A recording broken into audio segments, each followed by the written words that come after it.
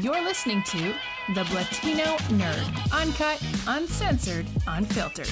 Get dirty and keep it nerdy. Hello and welcome to the second episode of the Blatino Nerd. I am the Blatino Nerd and thank you for tuning in. Today we are going to discuss The Godfather. No, I don't mean the movies and I don't mean my Godfather. I am talking about the Godfather of gaming, the absolute Ayatollah of awesomeness. That is Nintendo. And today we are going to discuss the 130-year history, yes, they've been around that long, of the gaming giant. And I'm also going to talk about some of my fondest memories with Nintendo, dating all the way back to the NES, up to the behemoth that is the Nintendo Switch. So, some of you may not know that my first video game ever was Super Mario Brothers for the NES. I was about 4 years old, and it was also how I learned my second curse word. I say second because my first word was actually damn it. I'm not kidding. My first word was damn it, which pretty much explains why I have such a potty mouth now. But my second curse word ever was bastard, because every single time either me, my mom, or one of my older sisters died, we would just slam the controller down and yell, bastard, every time. And I remember just hours of playing Mario Brothers and Duck Hunt, and I'll never forget when my mom brought home Super Mario Brothers 3, and I was so excited playing it until I got to the level with the damn sun. You guys know which level I'm talking about, and you know what sun I'm referring to. Literally scared the piss out of me, and I got up and went running out of the bedroom. As a kid, I was kind of a wimp. I was afraid of everything from the sun to legitimate game glitches. Game glitching would scare me. I shit you not. I would see it. I would be in the middle of a game, and I would freak out. It's ridiculous. One of the first glitches I remember, it was while I was playing Mega Man 3. Don't ask why at 6 or 7 years old I was trying to play Mega Man 3 and shit. I was a glutton for punishment back then, I guess. But I was on like one level, and I don't know. I don't remember if like my sister bumped the console or if just too much dirt had accumulated inside the console. But right in the middle of it, it glitched.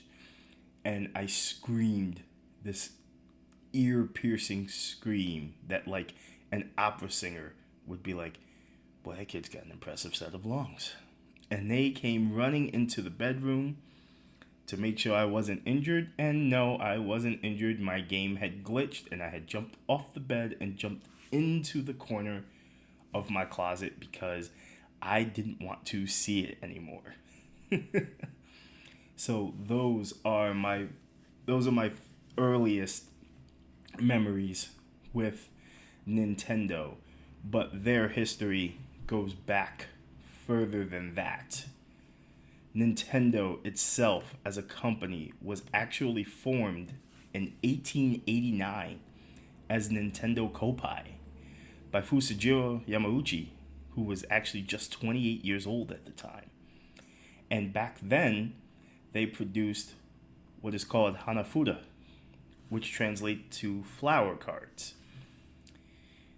And flower cards were actually made in the early Tencho period.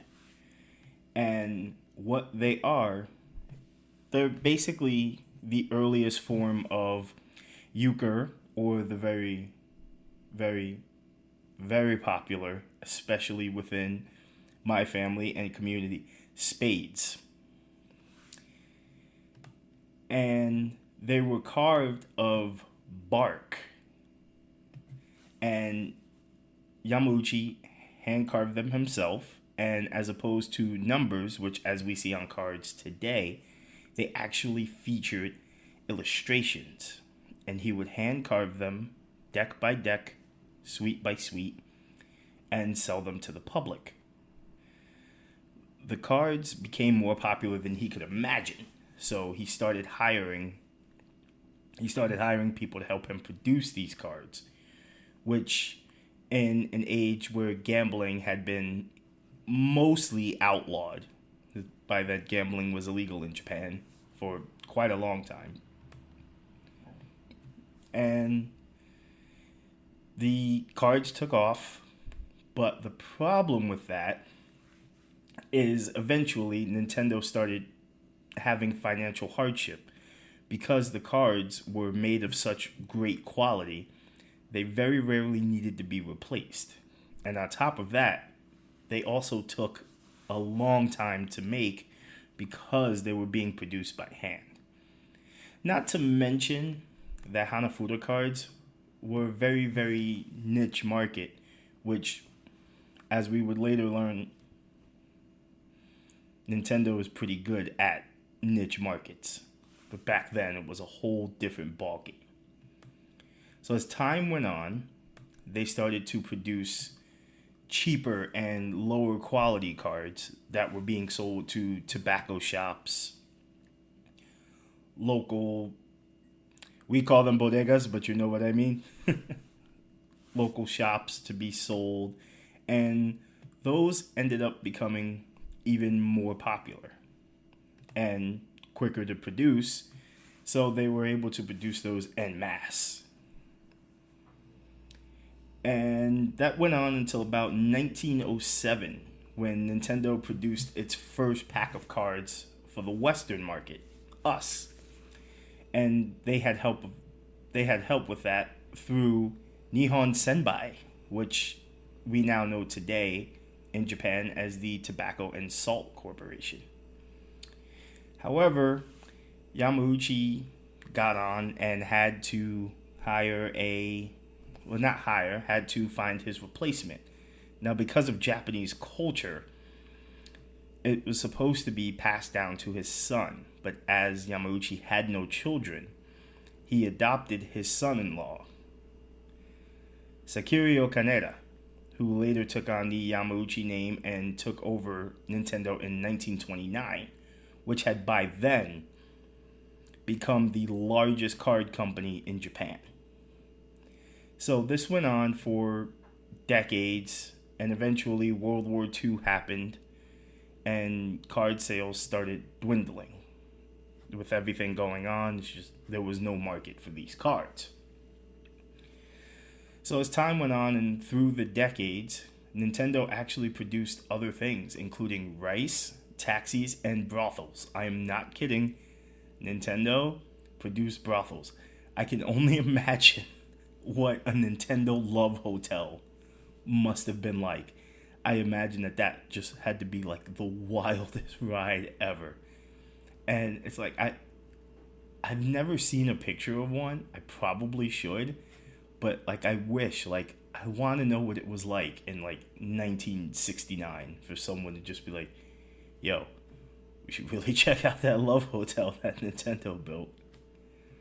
But yes. And then in the 70s, we started experiencing the home video game console boom. The Magnavox Odyssey, the Atari had all started making their way to the market. So, of course, Kaneda took some interest in this, and Nintendo started developing their own video game consoles. And among those was the very first microprocessor ever produced for a video game console, which would then lead to the creation of the Color TV game series, which took off like a rocket. It's something like 4 million units sold within its first year of release. And to keep up with the demand, in 1978, Nintendo split into two companies, which we now know those companies today as Nintendo R&D. It's Nintendo R&D 1 and R&D 2. with the help of these companies, Nintendo then produced the Game & Watch, the very first portable gaming console, which released to massive success, somewhere in the area of 45 million units and a handful of games. I don't know if you've ever played a Game & Watch, but for what they are, they're crazy fun. And those of you who were just introduced to Mr. Game & Watch through Super Smash Brothers, I mean, that's fine too, but Game & Watch is such an important part of history. Like, it's the precursor to the Game Boy, which, as we know, is the undisputed king of handhelds. And shout PSP, PS Vita all you want, but Game Boy has earned its place as king. So, which leads us now into 1983, which is the birth of the family computer, or as we now know it, the Famicom. The Famicom initially had fantastic success, but then the famous video game crash of 1983 happened, which, for those of you who may be too young to remember, there was just such an oversaturation of the market and so many video game consoles and so much video game software was being produced that the public was losing interest in everything because they just couldn't keep up.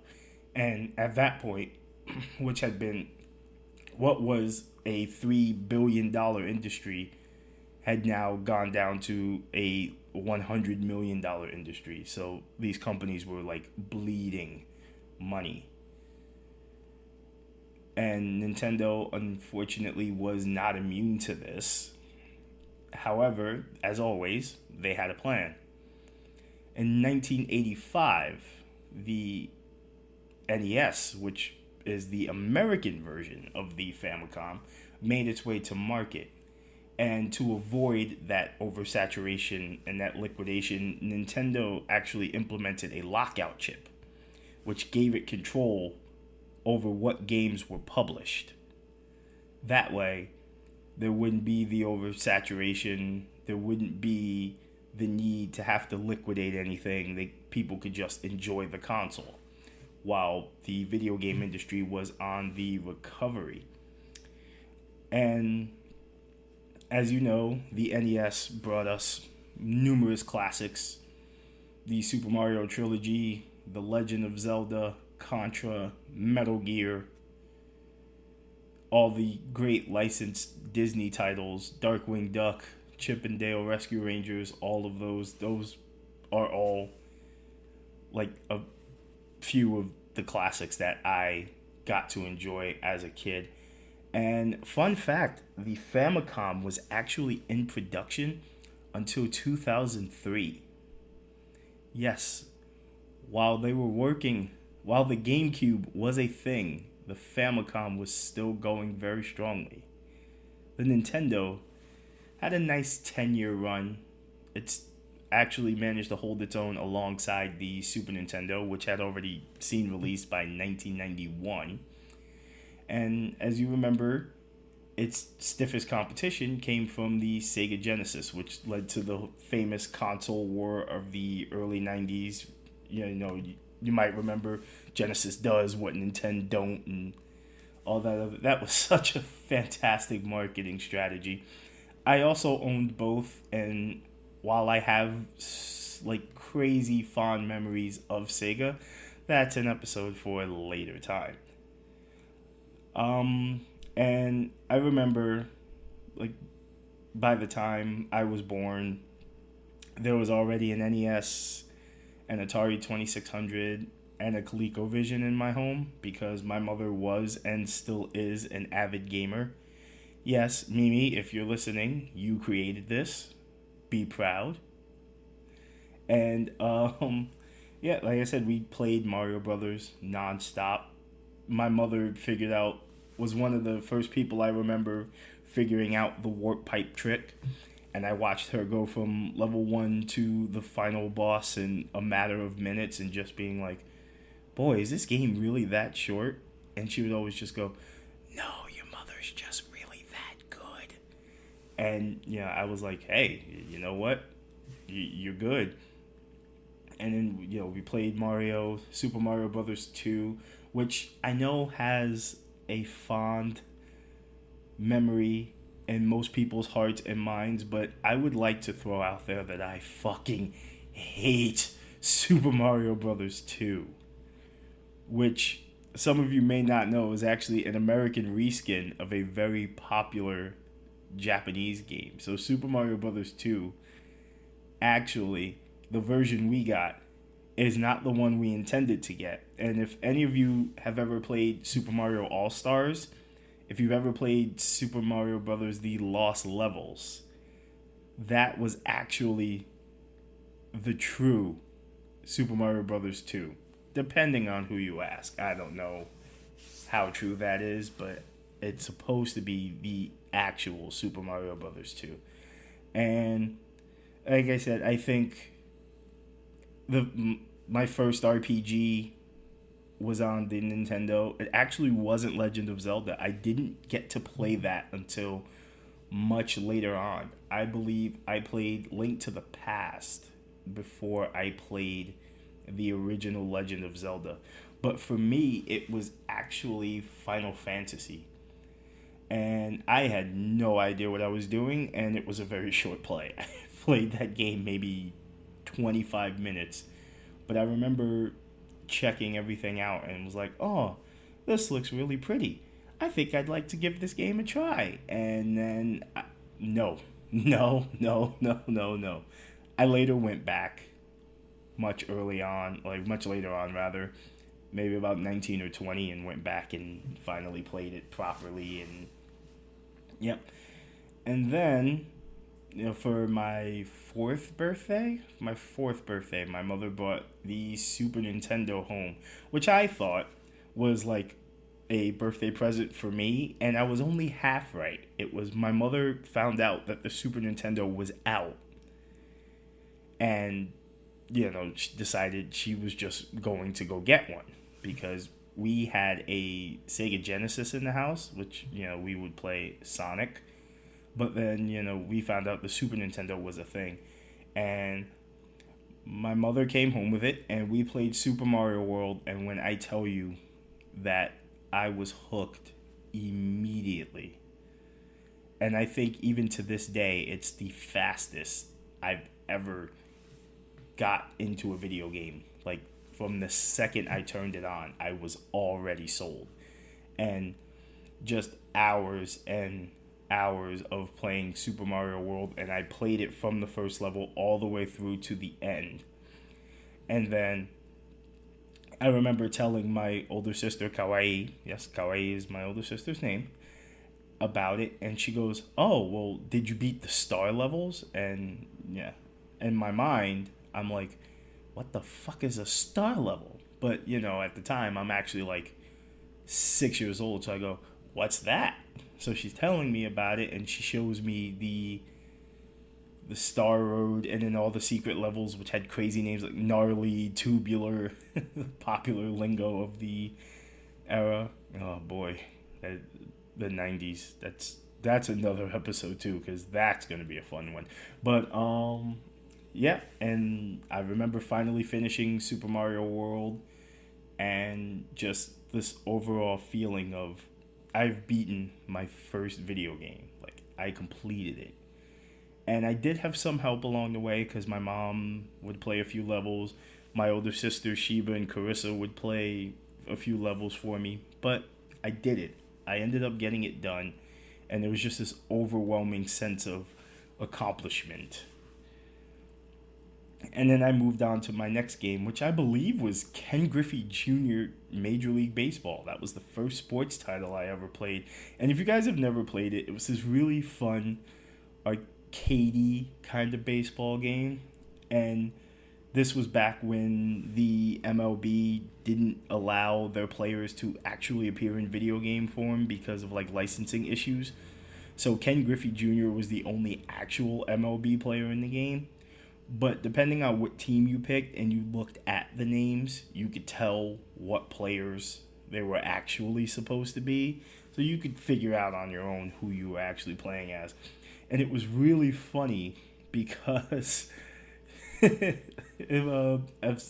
you were the pitcher, actually, if you were the batter, and you got 3 strikes, the batters would actually have these really funny animations. Like, some of them would break their bat, others would turn and face you into the camera and go, "Oh, come on!" And if you were going to, like, catch a ball in the outfield, if you ran too fast and slammed into the wall, you would just pass out and the ball would just go sailing over you, and you'd get the home run or the double or whatever. And it was just such a good time. Those of you who nowadays play MLB The Show for PS4, actually, if you do retro mode is essentially Ken Griffey Jr.'s Major League Baseball. It's modeled after that. And it's like the OG of arcade sports games. I played all those weird, like, my mom and I were into, like, those really weird niche games. So some of my favorite Super Nintendo games are like Side Pocket, which is a pool game.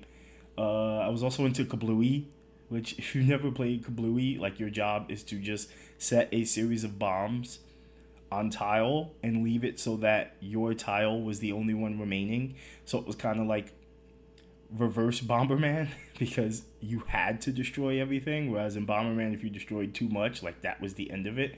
But yes, Kablooey was the name of it, and I remember looking at it and I was like, Kablooey, and I thought the little thing was Grimace from, like, those old McDonald's commercials, and it was not Grimace. I don't even think the guy had a name, so I just call him Kablooey Man, and Kablooey Man is what I'm sticking with.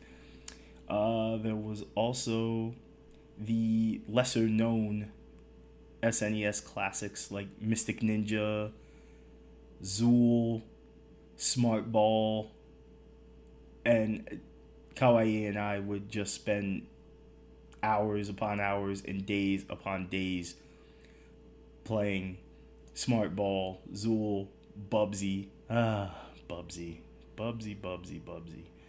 Sheesh. That poor guy deserved better.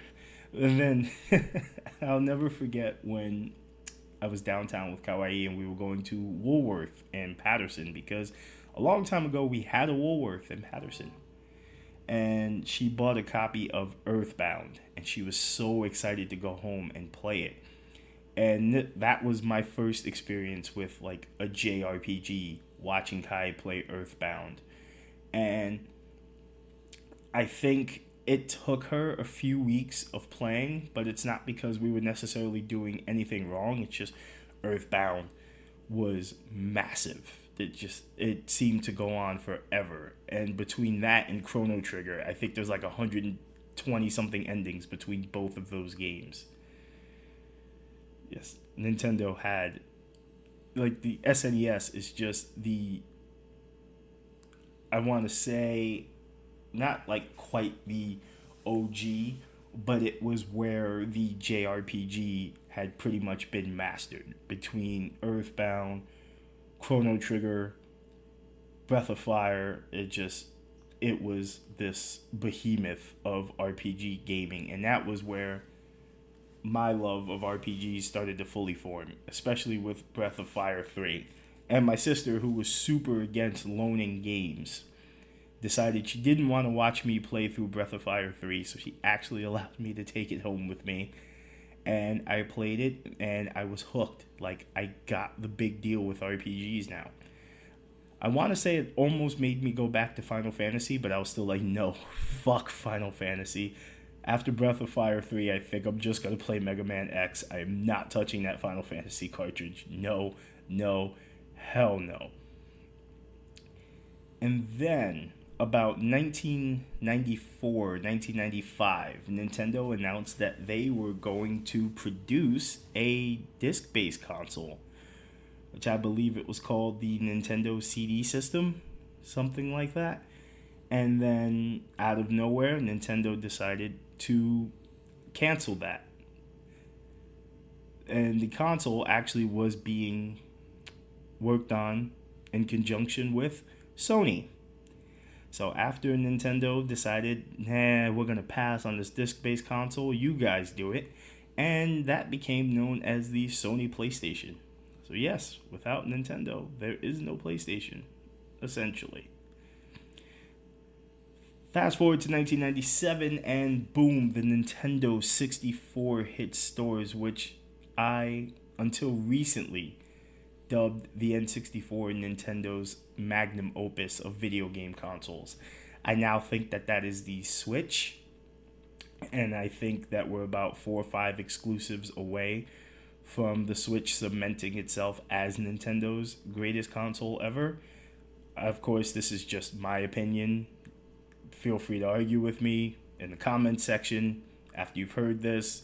We'll talk about it. But to me, the Switch is absolute hands down Nintendo's beast.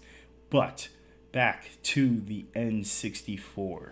Yes, 1997 was the year that Jordan, the absolute gamer, was born. My mother brought home that N64 and Super Mario 64. She brought like 5 games with it, but Super Mario 64 was all I needed for like the first 6 months. And it didn't take me 6 months to beat the game. Quite the opposite. I believe we beat Super Mario 64 in about 5 days.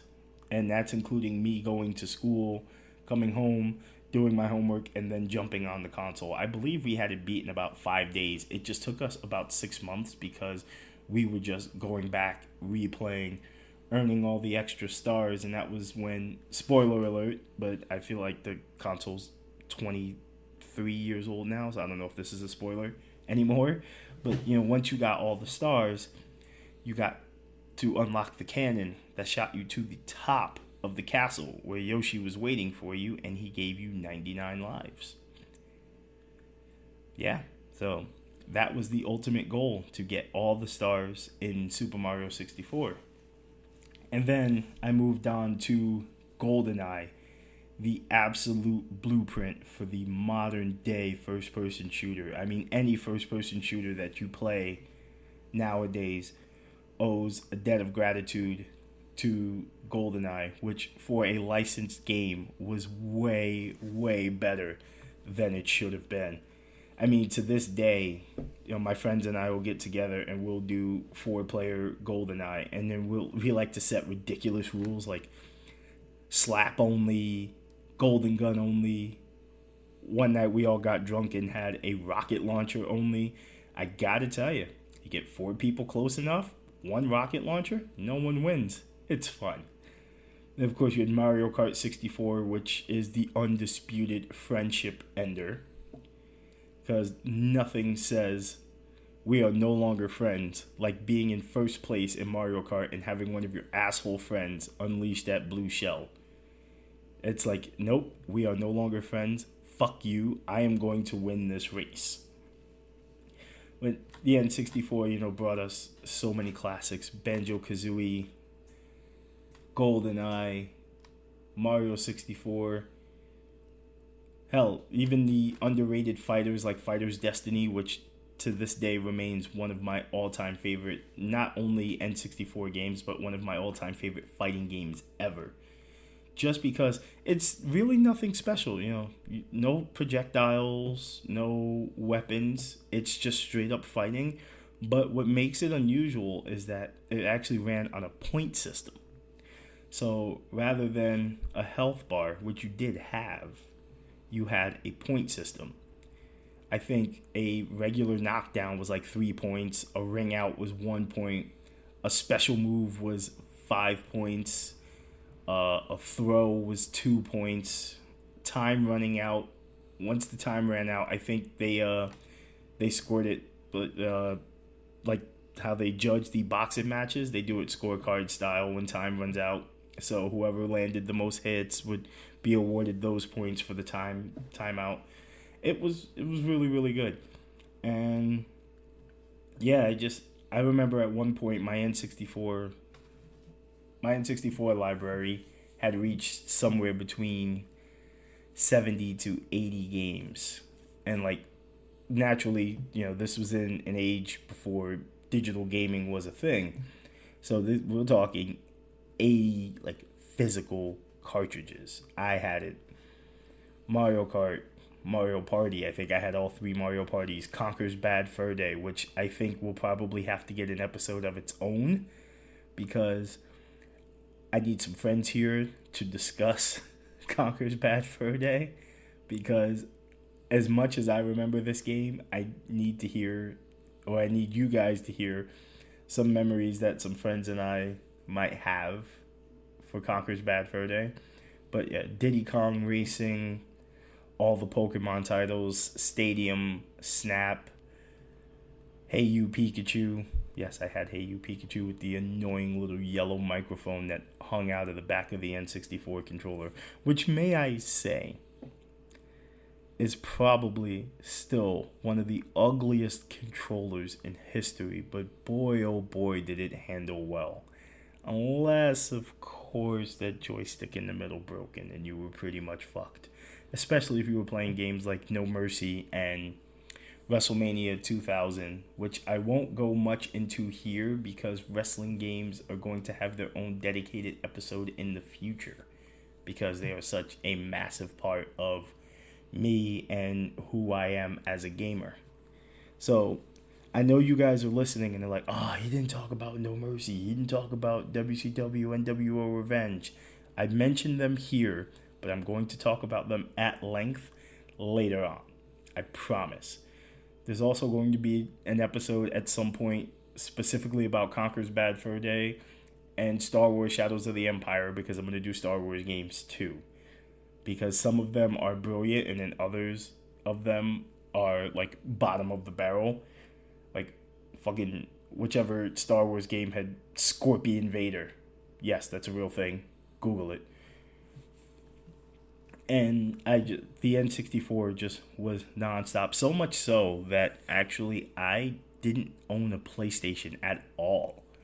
The PS2 was actually my first PlayStation console, and I later went back and bought a PS1 because I skipped the PlayStation entirely because I was just having too much fun with the N64. Like, I had friends who had a PlayStation, so I didn't exactly go without experiencing a PlayStation. Like, a buddy of mine lived 2 floors up when we were growing up in the projects, and he had a PlayStation. He got a Dreamcast at launch, so I didn't miss out on these things. I didn't have it right away, which was fine because I was busy playing Doom 64 and I didn't really care much about the PlayStation.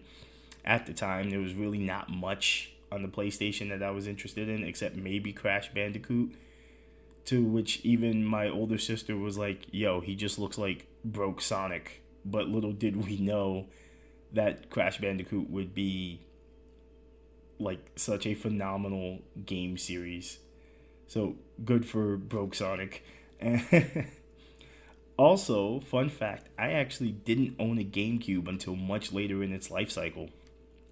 To this day, the GameCube is the only Nintendo console that I did not own at launch. I even bought a Wii U at launch, which, okay, I'm going to throw this out here.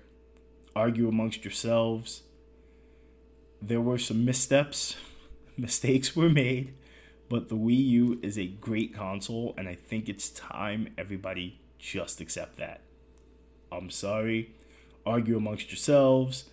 But the Wii U is a fantastic console. Nintendo made so many misfires. And that is part of what makes the Switch so good. Because the Wii U is a promise made, but the Switch is the promise kept. You get what I'm saying? Like, the Wii U was like, yeah, we're sorry. We really wanted this, but it didn't work out the way we wanted to, and we're really sorry. And the Switch is like, so, all those things that we fucked up with the Wii U, we went back, we fixed them. It was like the Mike Lowry of Bad Boys 2. If you remember that scene where he goes in the captain's house, it's like, look, we fucked up. We fucked up real bad, but we got him. That was Nintendo pulling a Mike Lowry and giving the public the Switch. That's the best way I can put that.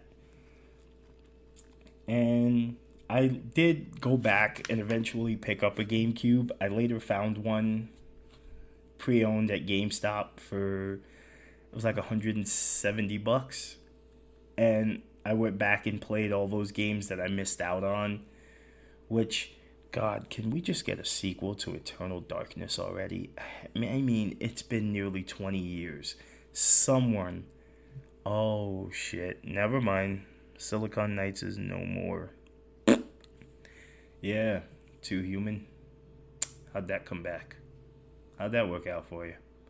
Anyway, but Jesus, I mean, somebody out there, if you're listening, somebody do what you have to do to make a sequel to Eternal Darkness happen. I mean, I think we deserve it. I mean, we've gotten Tales of Vesperia 1,000,000 times over, which I'm not knocking. Great game. Also, man, Baten Kaitos. Baten Kaitos is probably in my top 5 of GameCube games. Baten Kaitos was just so wonderful. But, you know, of course, the GameCube had that amazing Resident Evil remake, which is superior to the original in virtually every way imaginable. So much so that they had the bright idea, hey, we should re-release the remake for the Wii. Yeah, no. Never, ever, ever play the Wii version of the RE remake. Please. Any self-respecting, sane Wii owner would just be well enough to shy away from this. GameCube, another bunch of classics. Super Mario Sunshine, which I would love to see ported over to the Switch. The Mario Party games for GameCube are hit and miss, but there are some gems among them.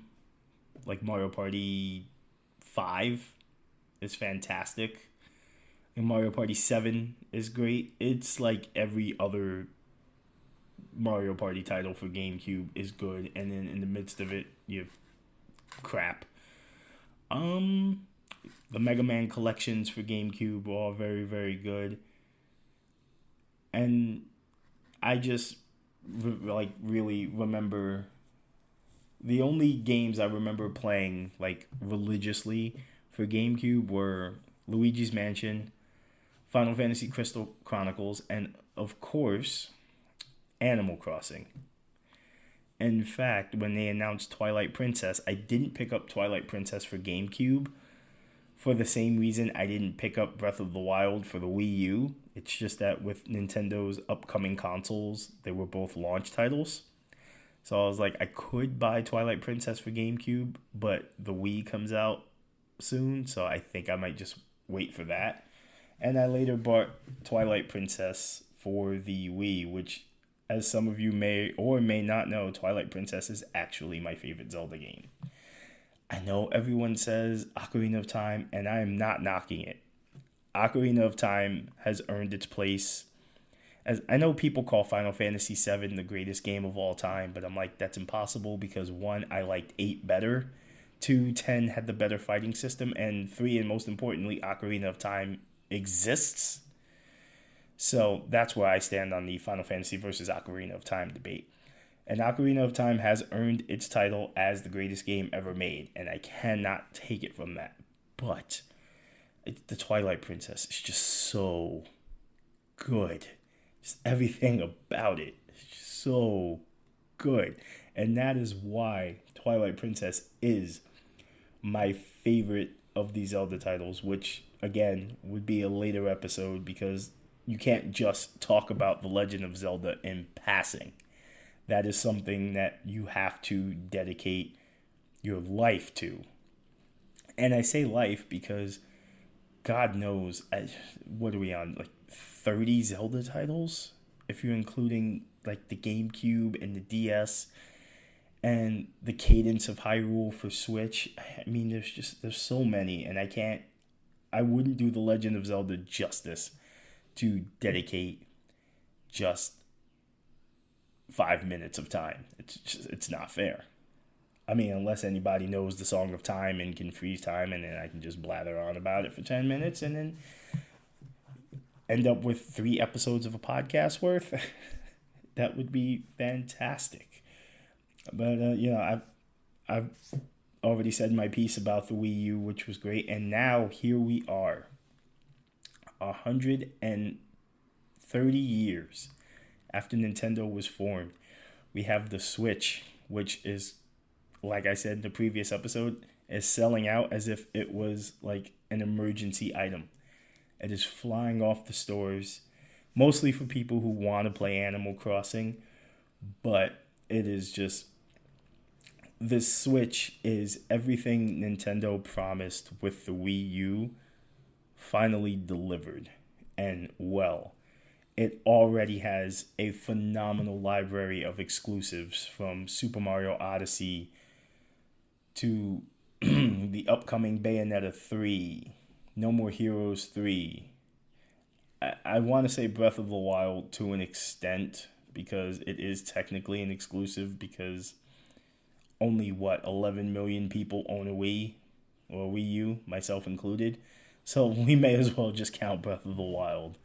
You have Mario Odyssey, Xenoblade Chronicles, Fire Emblem Three Houses, Yoshi's Crafted World, Kirby Star Allies. There are so many great exclusives available for the Switch, and we're only maybe 3 years into its life cycle. And Nintendo has already pretty much announced, as we saw at E3, Nintendo pretty much E3 last year. There won't be an E3 this year due to Steve Carino virus. But it's just Nintendo pretty much just whipping its dick out on the table and was just like, hey, we got games coming. It's like thwapping it on like Sony and Microsoft's head. But yeah, I have been a Nintendo kid ever since I was a kid, and I will continue to be a Nintendo kid, as many of you out there. I mean, that's why you're listening to this episode. No? I could be wrong. Maybe you just want to hear my smooth, silky voice. But for whatever reason, we all Nintendo kids, whether any of us want to admit it or not. But it is what it is. And it's just, that's that. Yeah, it is what it is, and that's that. I think that's what I'm going to go with. And now we are going to move into a thing where I think I'm going to make this a regular thing with all of my podcasts now. I'm just going to do a short shift, or like words of wisdom. And I think I'm going to call it Nerdy Words of Wisdom. And I know I said that my show wasn't meant for the little ones, but if you have little ones, right now I want you to do a favor. Do me a favor. I'm actually going to censor myself for this. Do me a favor, and if you will, turn this part of the podcast up and play it for your child, your loved ones, or anyone you think needs to hear this. These are my words of wisdom. I have had the pleasure of growing up in a family who, while we all laugh and like to make fun of each other, have always been very accepting of me and the things I'm into, and my friends and my loved ones. They love my wife, and I'm thankful for that. And growing up, it was kind of rough being the nerd, because, not everyone was into the stuff I was into. Most kids were outside riding their bikes, playing baseball, playing basketball, just running around, doing things that kids would. I was the reader. I read. I watched a lot of PBS, like a lot of PBS. I had an encyclopedia. I had the entire Encyclopedia Britannica because, my mother realized early on, hey, this kid is onto something. I could read at the age of 2. I am not kidding. I will bring my mother on the show. We would tell this story. This is a real thing. I was the master of ceremonies at my preschool because I was the only kid there who could read. And everyone thought that, how did this kid have such a fantastic memory to memorize all this stuff. And my pastor, yes, because I went to a Christian owned and operated daycare, he goes, I'm not kidding. He's reading those. He's holding cards in his hand and reading off of those. And everybody was like, no way. And my mother was like, yes. And that was because at a very, very early age, my mother would put books and everything in front of me, which I do to my kid now. And she gave me everything from comic books to video games to VHS tapes. And growing up a lot, I was subjected to the terms acting or talking white, which was a thing that even now I don't really understand it. But I get what people mean, and I realize that now it is happening. And there are kids out there, especially young black kids, who might be afraid to express themselves because they're afraid of what their family members or what someone on Facebook or what their classmates or anybody like that might think of them.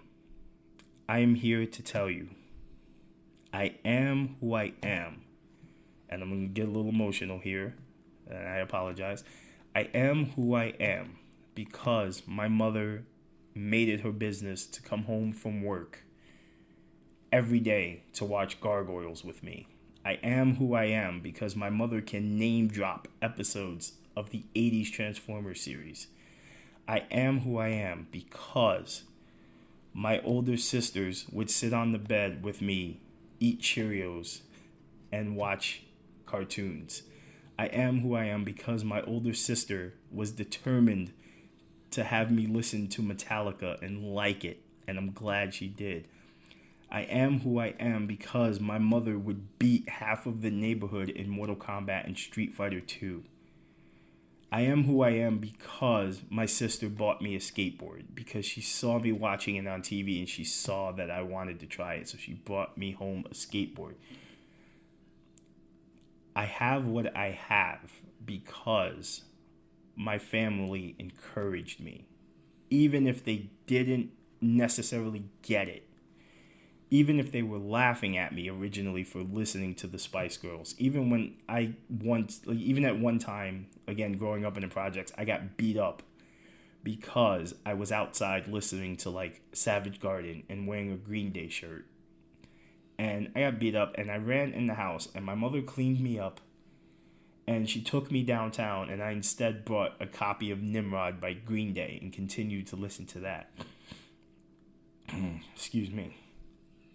My point is, regardless of what anybody has to say, if anybody thinks it's weird or if anybody thinks you're acting white, you're talking white, you're not. You are not weird.